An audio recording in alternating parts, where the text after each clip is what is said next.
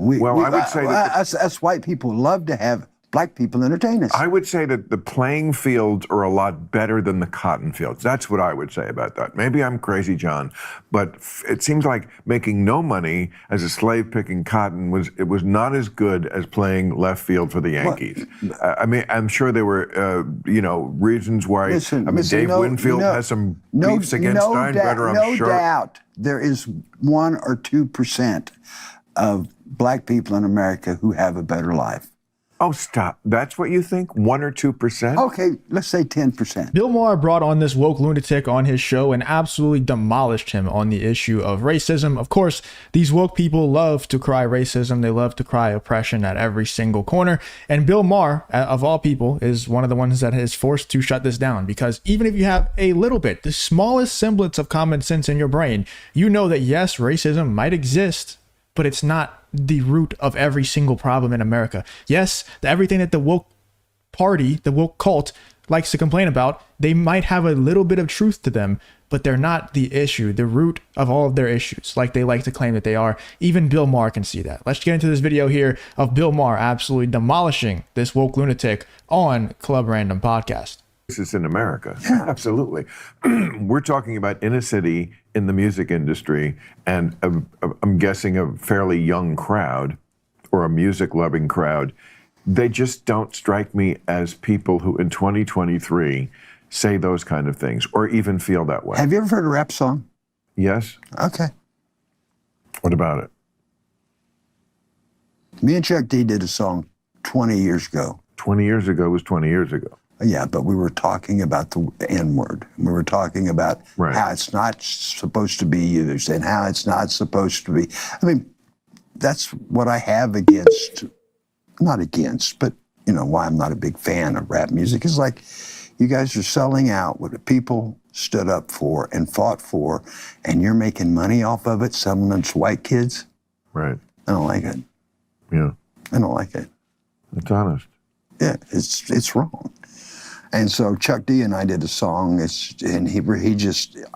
wrote the song, and then he rapped in the middle of it, and he just said, "Die, N-word, die," and that's right. But just give me an example, and then I'll get off this. But I'm just curious of a recent example in the last couple of years, specifically of a incident of racism that you saw, like on tour or something that is in this. I have a 29-year-old son. One of his best friends was black, right? They went somewhere in Los Angeles.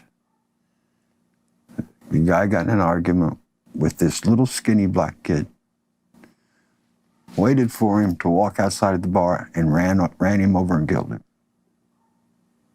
How much more of a fucking example do you want? I mean, yeah, I'm not. At what point in that story did he say anything about race other than the guy happened to be black? Look, I have black friends, the common trope of I have black friends too. I'm not racist, but no, seriously, I do have black friends, and we've been out in public together, and I've seen some racist things happen in real time. I don't think it doesn't exist either. It definitely exists, but it's a whole lot less than these people make it out to be. And even Bill Maher can see that. In that little quick story that this woke lunatic gave, the only thing that was mentioned about race there is that the people got in an argument. The guy happened to be black, and then he got ran over by a car. But there was nowhere in there explaining why he got ran over by a car because of his skin color, which would be racism.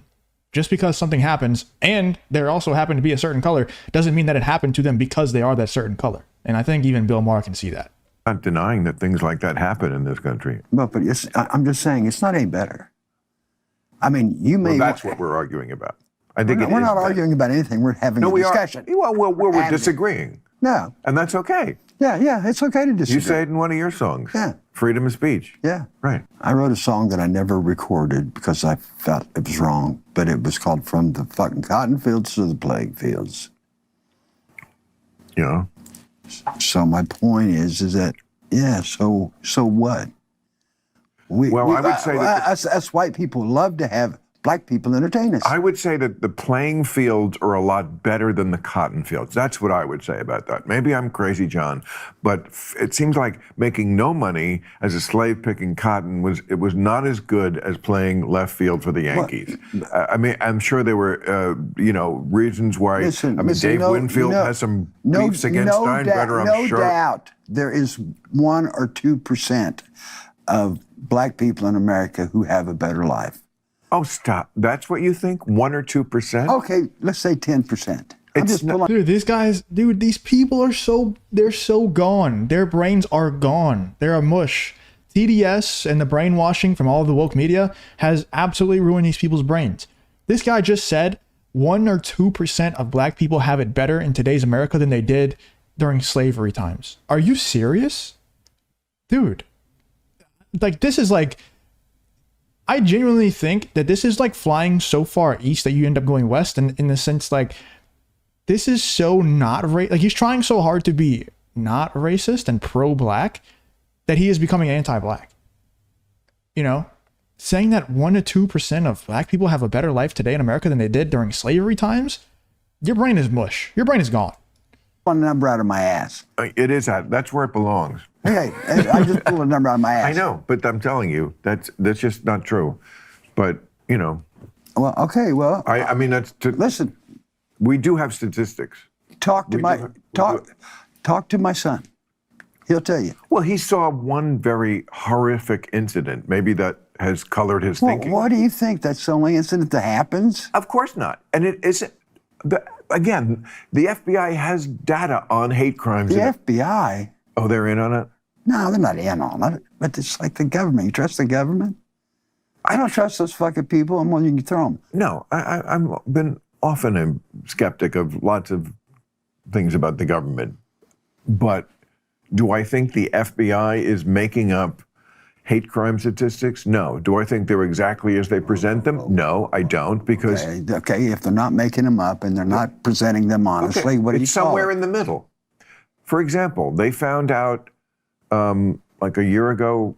If you're fed up with all the woke nonsense happening in the world like I am, go check out bringtheasteroid.shop, where we just released some new designs that look great and also allow you to express to everyone that you are just tired of the direction that America is going in right now, and that you're just like me and many others that watch this channel and watch Bring the Asteroid as well, and you just want it to go back to how it used to be. Check out bringtheasteroid.shop. We are limited on supplies for this drop, so if you want one, I would suggest that you go ahead and act soon. Let's get back to the video. That the coroners were kind of in cahoots with the cops on reporting deaths when police kill somebody. I believe it. Right. So there's what I'm saying. I'm acknowledging it's not exactly the data that they're always giving us. And it was infused with that would-be systemic racism. I'm saying we have moved on from that, not completely, and the FBI is not the cops. So when the FBI compiles data on hate crimes, I'm like, yeah, this might be roughly where it is. I don't think it's crazy off.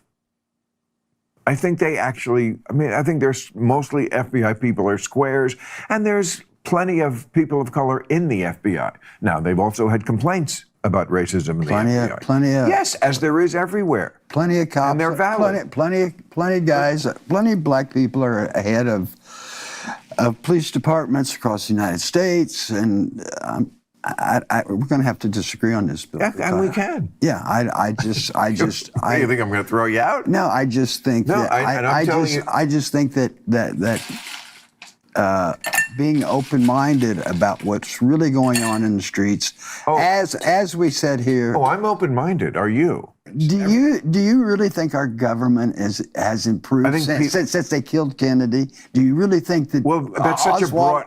That Oswald killed Kennedy? You think so? Wait. No, I don't think they have improved either. But to say that the lives of black people haven't improved since slavery, that's just a nuts statement. This guy, I think he's like on drugs or something. Like not even joking. I don't know who this is. Maybe this guy is super famous or something. Apparently his name's Mellencamp. I don't know who this is, but I think he's on drugs or something, because he's just bouncing around with different topics over and over again. He's either on drugs or he understands that he looks like an absolute idiot right now on this podcast with Bill Maher, because he's jumping from thing to thing. First, he's saying the lives of black people haven't improved since slavery. Now he's saying, well, do you think the government has improved since Kennedy? It's like, no, but they're completely different things. There's a completely two different things. There's a huge push from every leftist out there, all the woke people, to improve the lives of black people. Like that's it's a huge push, minorities in general. So has the government improved? No, it hasn't. But has the lives of black people improved since slavery?